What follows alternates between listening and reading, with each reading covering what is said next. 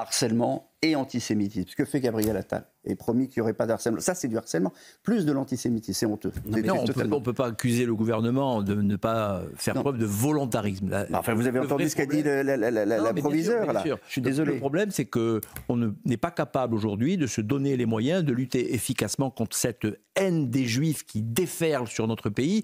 Alors, on fait des statistiques, on va nous expliquer qu'il y a 1500, 2000, 3000 actes qui ont été perpétrés contre les Juifs, mais ça, c'est purement, c'est de la rhétorique, ça ne sert strictement à rien. D'abord, il faut commencer ce que nous ne faisons pas en France, par nommer clairement qui sont les ennemis.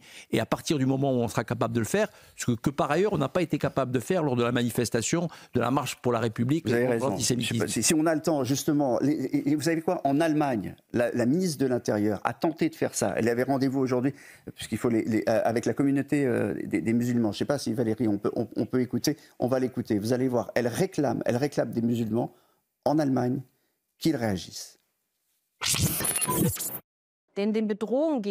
Tous ceux dont la voix compte doivent s'opposer haut et fort à la haine des Juifs et l'hostilité envers Israël. C'est également la responsabilité des grandes associations islamiques en Allemagne. J'aimerais voir plus de clarté tant en interne qu'en externe avec certaines associations.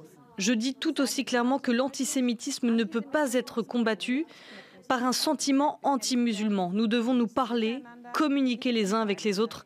C'est ce que défend ma conférence sur l'islam. Une conférence sur l'islam, je rappelle qu'en Allemagne, la sécurité d'Israël est considérée comme raison d'État. Mais si tu puisque il y a une responsabilité historique dans la Shoah. Mais ça, c'est très important. Mais notez ce qu'elle a dit. La haine des Juifs et systématiquement cette délégitimation et cette haine d'Israël. Il faut nommer le mal. Ce mal, c'est celui-là. Mais on ne peut pas, en France, à la fois, d'un côté, prétendre qu'on va lutter contre l'antisémitisme et avec l'autre main, encourager ceux qui propagent et qui promeuvent la haine d'Israël.